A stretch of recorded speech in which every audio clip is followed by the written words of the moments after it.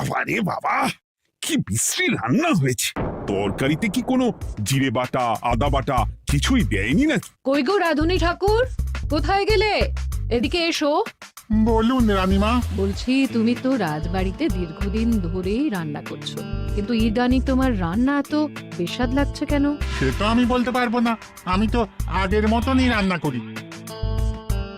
ছোট মুখে বড় কথা বলছি, আমি কিছু বলতে চাই রানীমা। এই তুই আবার পাকামো করতে এসছিস কেন রে? তোকে কি রানীমা ডেকেছেন নাকি? আহ, কি বলতে চাইছে শুনেই দেখি না, বলো। রানীমা, এখন আর রাধুনী ঠাকুর আগের মতো যত্ন নিয়ে রান্না করেন না। রান্নাঘরে পড়ে পড়ে ঘুমোয় আর তাড়াহুড়ো করে কোনো রকমে রান্না করে দেন। একদম বাজে কথা বলবি না। বাজে কথা না রানীমা, শিলনোড়ায় বাটতে ওনার কষ্ট হবে বলে আজকাল রাধুনী ঠাকুর শুধু জিরে ফোড়ন দিয়ে রান্না করেন।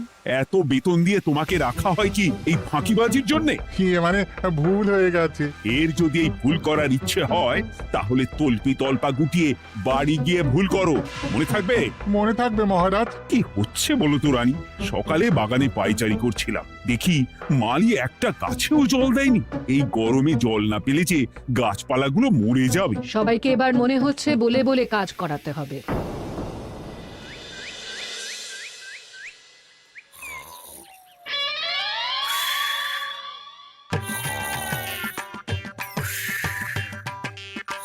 কি গো, কদিন ধরে তো তুমি শুধু খাচ্ছ আর ঘুমোচ্ছ।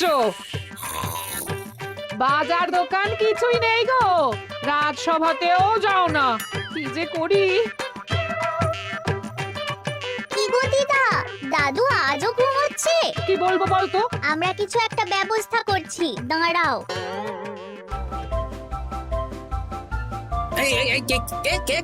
ওঠো দাদু, আর কত ঘুমে? কুড়েমির একটা সীমা থাকে। ওঠো বলছি, ওঠো ওঠো না। আহ, আমি বুঝতে পারছি বাড়ির কাজ বাজার দোকান এসব না করার জন্য তুমি পড়ে পড়ে ঘুমোচ্ছ। দাদু কাজে ফাঁকি দিচ্ছে দিদা। দে পুটি, আর সরসরি দে দে।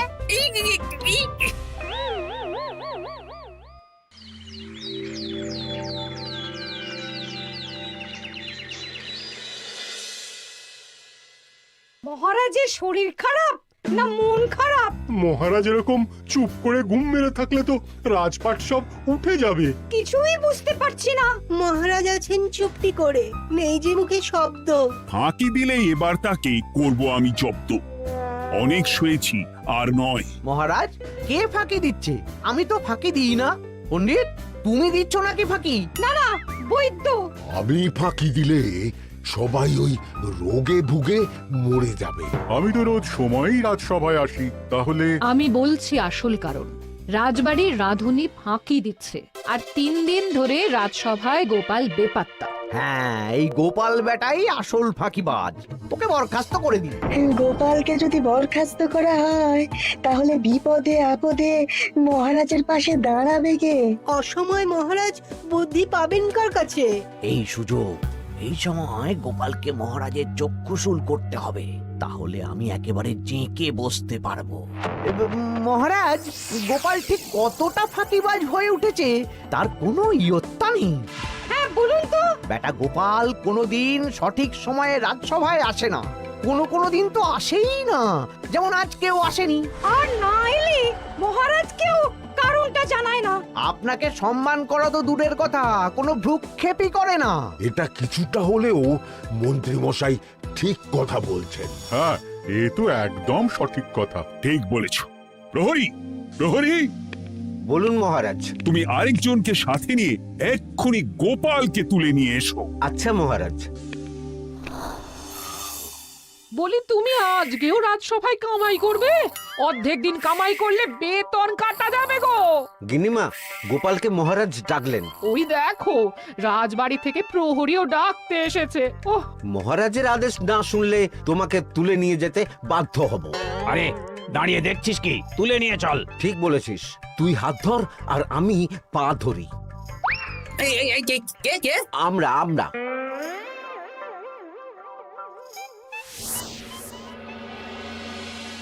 এসব কি গোপাল? তুমি বাড়িতে আছো, ঘুমোচ্ছ, অথচ রাজসভায় আসছো না। কি ব্যাপার? আগে মহারাজ, মস্তিষ্ককে বিশ্রাম দিয়ে বুদ্ধি বাড়াচ্ছিলাম। অনেক ব্যবহার হয়েছে তো, তাই একটু বিশ্রাম দরকার আর কি। আমার পুরো রাজসভাটাই ফাঁকিবাজ। আমি সবাইকেই বিদায় করব, আর গোপালকেও। এই সেরেছে, আমি ফাঁকিবাজ নই মহারাজ। আমি খোঁজ নিয়ে দেখেছি সবাই কম বেশি গায়ে হাওয়া লাগিয়ে ঘুরছে। মহারাজ, আমি তো নদীর পাড়ে বসে শীতল হাওয়া গায়ে লাগাই, তবেই তো ঢেউয়ের মতো আমার ছন্দ আসে।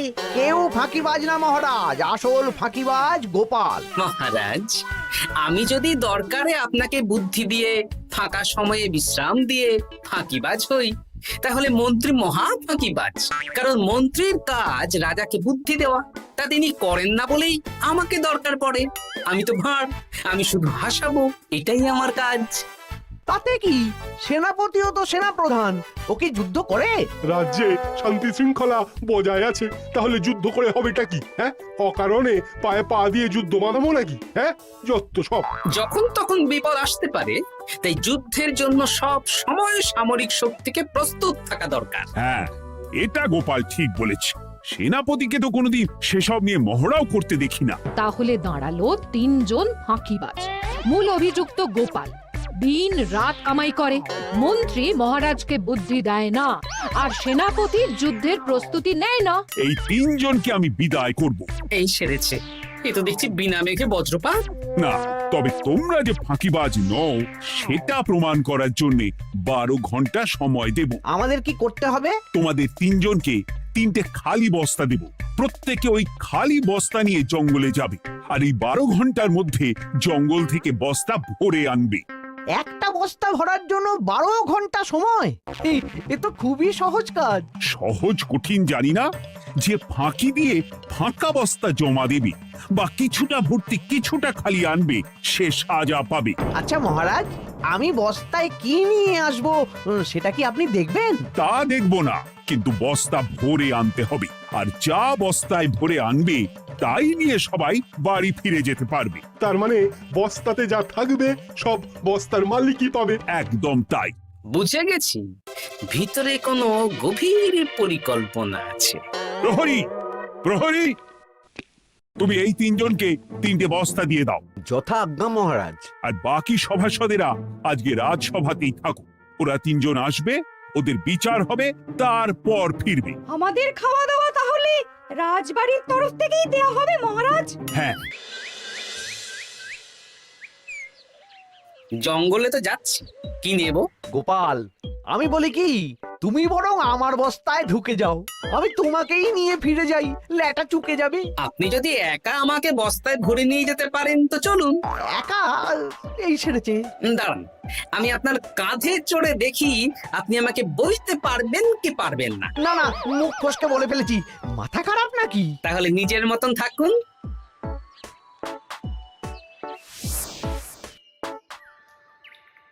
এমন কি বা আছে এই জঙ্গলে?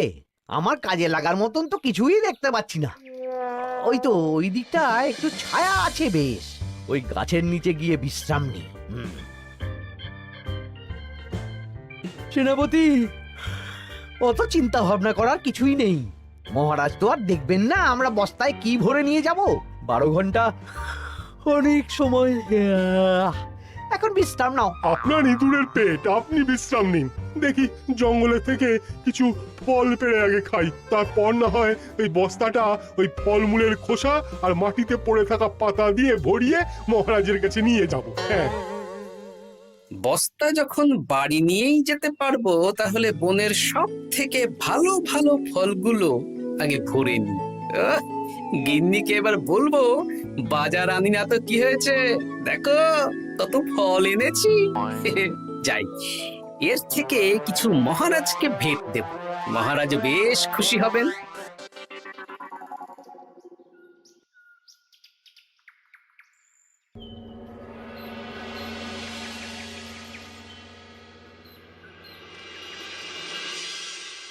উফ, এই এত বড় জ্বালার মতো পেটখানা নিয়ে এই পেল্লাই গাছে উঠবো কি করে? দূর দূর, আশেপাশে ঢিল পাথরও দেখতে পাচ্ছি না।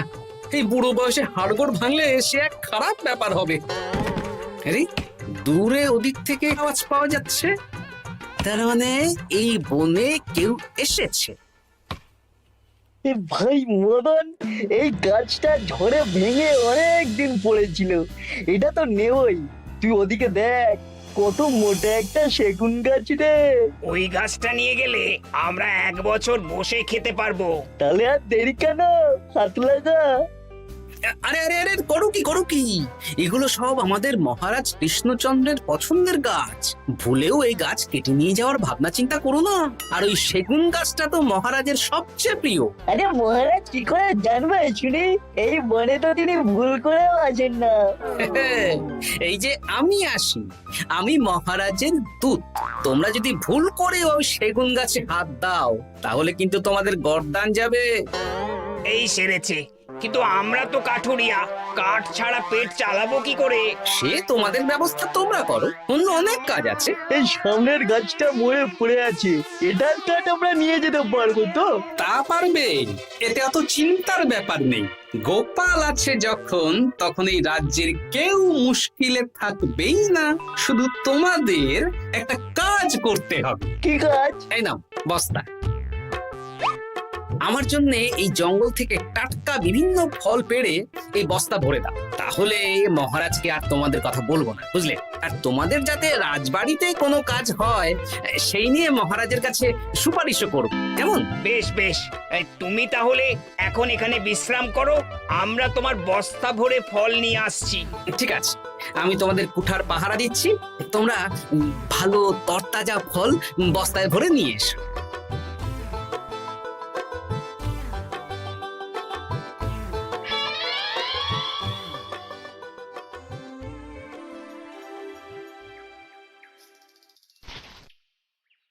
ব্যাস ব্যাস ব্যাস, আমার বস্তায় পাতা ভরা হয়ে গেল, এবার যেতে হবে।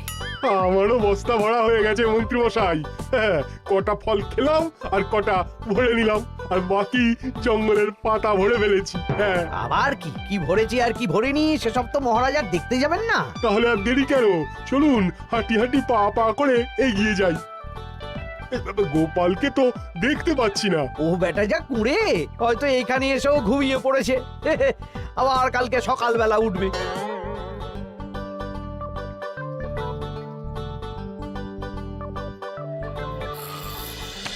এই যে ভাইয়া, এই যে। হ্যাঁ, কে কে? আমরা। ও বলো, বস্তা ভরে এনেছো? হ্যাঁ, ভরে এনেছি। তাহলে চলো রাজসভায় যাই, তোমাদের একেবারে মহারাজের সাথে পরিচয়ও করিয়ে দেবো, আর কাজের ব্যাপারেও বলবো। চলুন। চলো চলো চলো।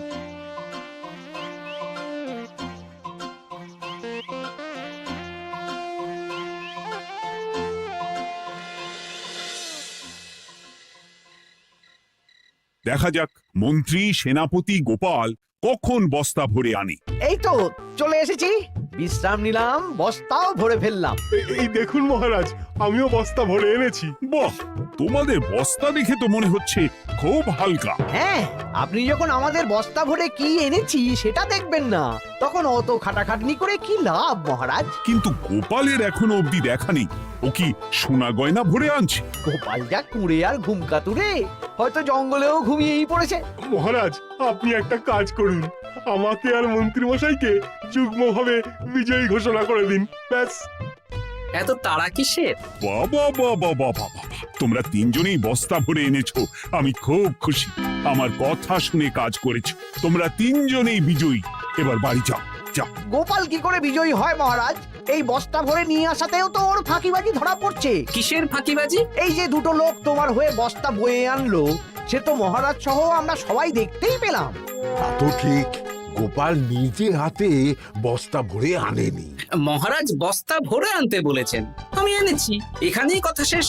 আমি কাকে দিয়ে বস্তা ভরালাম, কে আমাকে সাহায্য করলো, সেসব তো কোনো শর্ত আরোপ করা ছিল না। কিন্তু পরীক্ষাটা তো কে ফাঁকিবাজ সেটা প্রমাণ করার পরীক্ষা। এখানে তো তুমি ফাঁকি দিলে গোপাল। এটাও ঠিক কথা, তাহলে গোপালের শাস্তি পাওয়া উচিত। মহারাজ, আপনার শর্ত ছিল সেই ফাঁকিবাজ বলে প্রমাণিত হবে যে বস্তা খালি আনবে। এইখানে আপনি একটা ছোট্ট ভুল করেছেন মহারাজ। বস্তায় কি আছে সেটা দেখবেন না, আগেই বলে দিয়েছেন। তা তো বলেছি। আপনি নিশ্চয় জানেন পাঠশালায় কিছু ছাত্রছাত্রী থাকে যারা পড়ার বইয়ে মুখ গুজে বসে থাকলেও পড়ায় তাদের মন থাকে না, মাথাতেও পড়া ঢোকে না, তাই সেই পড়া তাদের কোনো কাজে লাগে না। কি পণ্ডিত মশাই, এদেরকেই তো বলে ফাঁকিবাজ। বিলক্ষণ, এরাই ফাঁকিবাজ। ধন্যবাদ। তেমনি আমি যদি বলি সেনাপতি আর মন্ত্রী মশাই ওই ফাঁকিবাজদের মতনই ফাঁকি দিয়ে বস্তা ভরেছে, তাই ওদের বস্তা এত হালকা। সে তো আমি বুঝতেই পারছি। কিন্তু আমার বস্তায় যা জিনিস ভরে এনেছি তা একার পক্ষে সংগ্রহ করা মুশকিল ছিল, তাই আমি দুজনের সহযোগিতা নিয়েছি। মহারাজ, আপনি কি বস্তা খুলে দেখবেন নাকি? না না, আমি খুলে দেখলে আমার কথার খেলাপ হবে। এবার তো দেখছি আবার তিনজনের পরীক্ষা নিতে হবে। হ্যাঁ, নইলে প্রকৃত ফাঁকিবাজ কে সেটা প্রমাণ হবে না। কিন্তু ফাঁকিবাজ ধরার উপায় কি?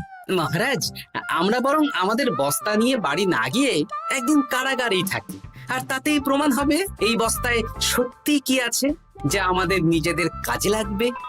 এটা ভালো বুদ্ধি। মহারাজ তখনই কারাগার থেকে আমাদের মুক্ত করবেন যখন আমরা আর থাকতে না পেরে ডাক দেব, আর যে আগে বেরোতে চাইবে সে সব থেকে বড় ফাঁকিবাজ, মানে যে আগু পিছু না ভেবে কাজ করে। বেশ, তাহলে তাই হোক। মহারাজ, কারাগারে শুধু জল ছাড়া আর কিচ্ছু দেওয়া হবে না, কারণ বস্তায় তো আর জল থাকতে পারে না। না না, তা কি করে হয়? শুধু জল? হ্যাঁ, আমি তো লোককে দিয়ে বস্তা ভরিয়েছি। আপনারা নিজে কি এমন কাজের জিনিস ভরেছেন সেটাই প্রমাণ হবে। বেশ, তাহলে তোমরা কারাগারে যাও। প্রহরী, ব্যবস্থা করো। আর এই দুজন কাঠুরিয়া বেশ কর্মঠ মহারাজ, যদি কোনো রাজবাড়ির কাজ থাকে এদের দিয়ে করাতে পারেন। আমার বাগানের মালিটা খুব ফাঁকি দিচ্ছে, তাহলে ওদের সাথে কথা বলে নিচ্ছি। যাও যাও, তোমরা কারাগারে যাও।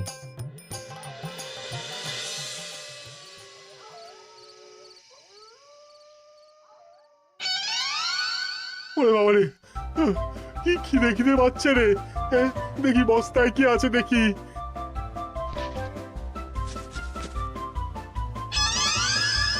দু একটা পচা ফল, দেখি দেখি একটু ভালো আছে। এটা একটু ভালো আছে, হ্যাঁ এটাই খাই, হ্যাঁ এটাই খাই।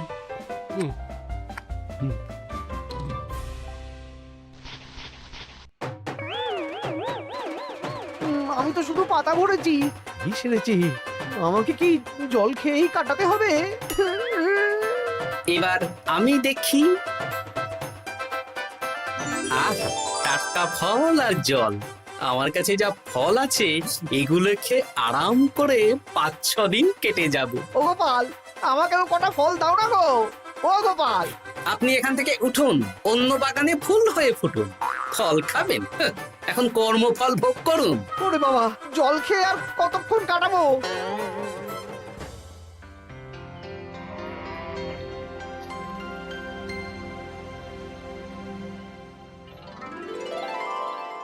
উফ, পেটটা চুই চুই করছে, কি খিদে পেয়েছে না।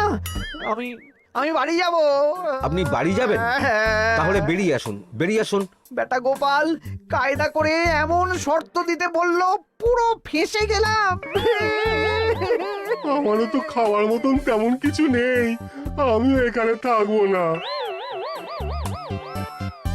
আমি এখানেই আছি, ফল খাবো, জল খাবো, আর প্রকৃতির ডাক এলে একটু বাইরে যাব।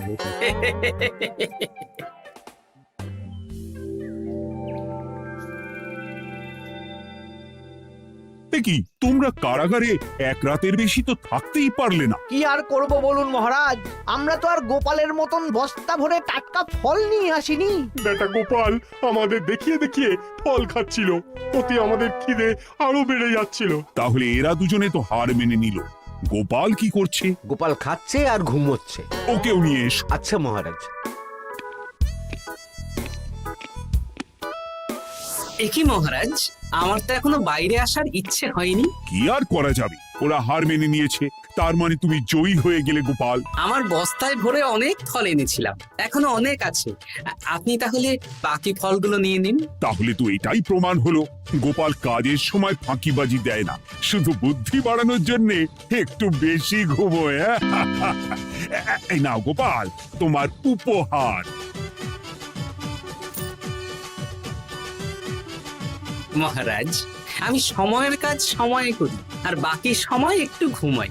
আমার এখন ঘুম দরকার মহারাজ, কাল থেকে অনেক ধকল গেল যে। বেশ, তোমাকে ঘুমানোর জন্য 1 সপ্তাহ ছুটি দেওয়া হলো। ধন্যবাদ মহারাজ।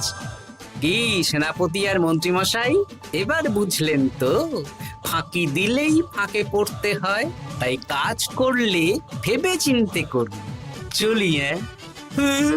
খুব ঘুম পাচ্ছে।